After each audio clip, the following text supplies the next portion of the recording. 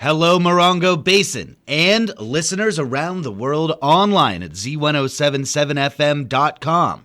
Here is the Z107.7 Local News for Thursday, September 25th, 2025. A man was arrested for investigation into domestic battery after his partner was treated for injuries at High Desert Medical Center. On Tuesday at around 11 p.m., San Bernardino County Sheriff's deputies responded to a report of a domestic violence incident at High Desert Medical Center in Joshua Tree. Deputies arrived and say they found the female victim suffering from injuries to her neck and head. The victim told deputies she was choked and struck in the head by the suspect. Deputies identified the suspect as Christopher Laughlin, 24. Laughlin was taken into custody at the hospital. Christopher Laughlin was arrested for investigation into domestic battery and is being held at the West Valley Detention Center on $250,000 bail. Yucca Valley's town-wide crack, slurry, and Cape Seal project continues this week. The project is an annual maintenance effort that is part of the town's overall pavement maintenance program. Road closures are scheduled for today at Pueblo Trail from Ilada Avenue to Warren Vista Avenue. During construction operations, detours will be provided for alternative routes. The 29 Palms Water District held two meetings yesterday. Annalise Kuiper was there and provides details. The first meeting started at 3:45 p.m. and focused on the 29 Palms Water District Financing Corporation's election of officers. Director Woods made a motion to retain Director Coghill as president, and Director Bowden seconded the motion. Bowden then went on to make a motion to retain Director Leeser as vice president, which Director Woods seconded. Both officers were approved 5-0 by the board.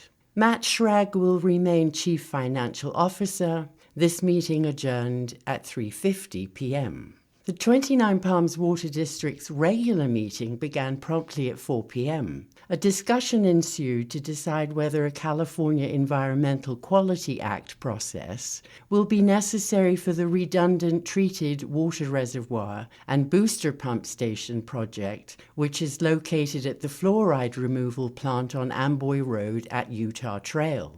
As the project causes no issues related to the CEQA, the Bird's Eye Planning Group will complete the Class 1 and Class 3 Notice of Exemption, which will be filed with the San Bernardino County Clerk and State Clearinghouse. In April and May 2025, an engineer from the state's Division of Drinking Water, DDW, conducted a survey, which is mandated to take place every 5 years by the Federal Safe Drinking Water Act. Every reservoir was found to be well maintained, and the 29 Palms Water District was deemed to be in compliance. The maintenance report revealed that during recent flooding rains, some water meters were buried under 6 feet of mud. With the new Geographic Information System, or GIS, presenting all types of geographic or location-based data, buried meters were found with relative ease by the excavating crews. The board meeting calendar was adjusted for November and December so as to avoid scheduling conflicts with the Thanksgiving and Christmas holidays. Reporting for Z107.7 News, I'm Annalise Kuiper. Positional Projects celebrates 10 years of their Public Lands Day Giant Rock Cleanup event this Saturday with a campout, cleanup, and complimentary pizza lunch for participants. Reporter Gabriel Hart tells you all you need to know to fulfill your obligation as a custodian of the land this weekend. In collaboration with BLM Barstow, Blight Sites, the Desert Cleanse Project, the Element Society, the High Desert Keepers, the Lanners Homestead Valley Association, and the Mojave Desert Land Trust, join your neighbors to keep up the good work at Giant Rock and Landers, the iconic but consistently vandalized and littered high desert landmark. Participants have their choice to camp out the night before on Friday, September 26, starting at 3 p.m. for application and prep of the graffiti removal solution Elephant Snot, followed by stories on the split at 7 p.m. with community members, culture bearers, and volunteers sharing stories of the boulder. Saturday's cleanup begins at 9 a.m. Bring brimmed hats, gloves, and plenty of drinking water, as the water available is not potable and is only used for pressure washing.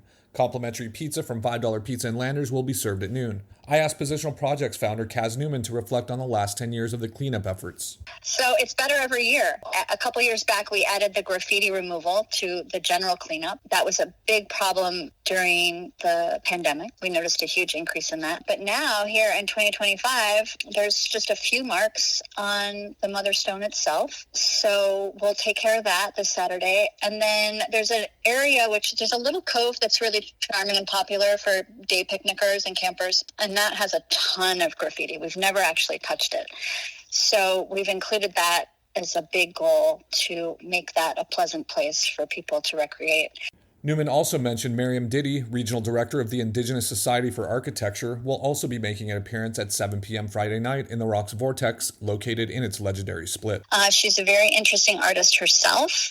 And we will be speaking about the 25th anniversary of the rock breaking. There's something that people are curious about, which is called a Hopi prophecy. So we'll be discussing that. We have unearthed a recording from a woman who has a story that George Van Tassel talked to her about the rock breaking and what that would mean for her and her work. So we'll be sharing that as well. The Mojave Correspondence Club have also created custom stamps to commemorate the split, and volunteers can create their own mail art postcard with optional entry into Positional Project's first edition postal art geocache contest. Participants are asked to RSVP for an accurate headcount. For a link to register, please visit the story at Z107.7fm.com.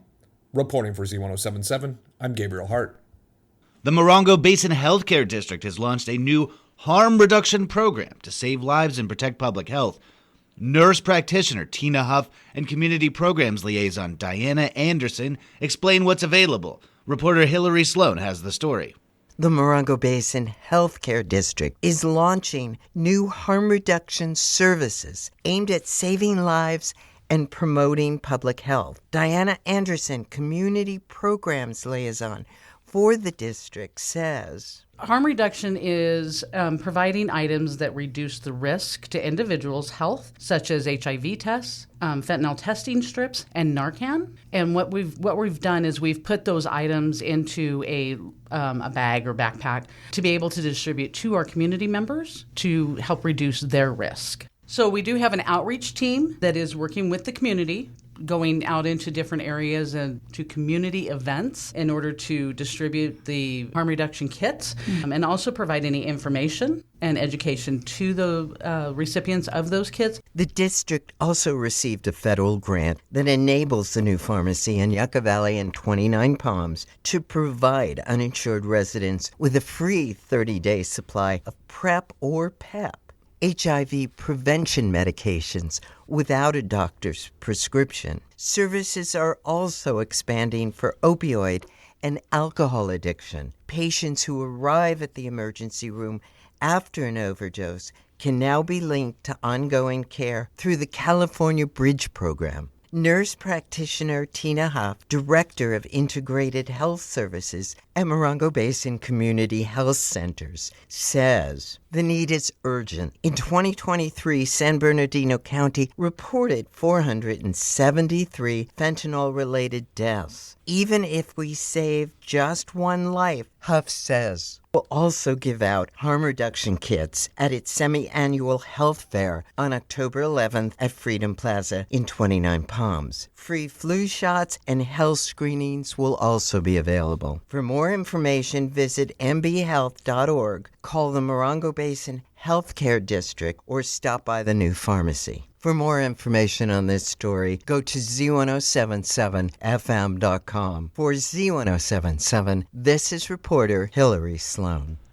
Our San Bernardino County is the largest county in the world.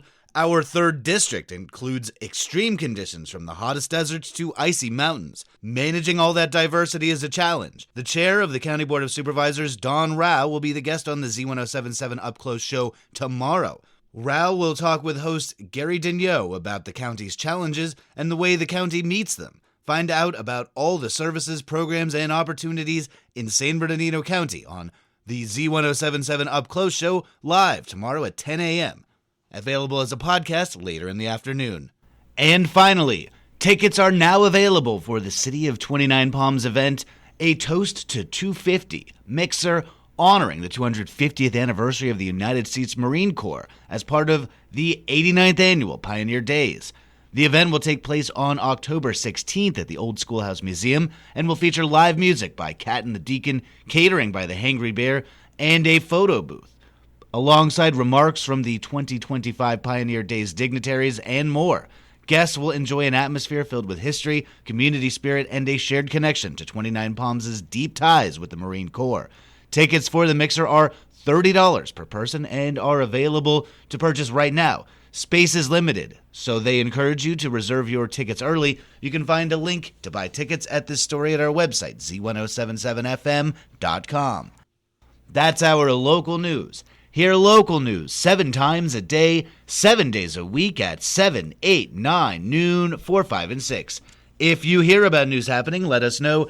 Email us at tips@Z107.7 FM.com.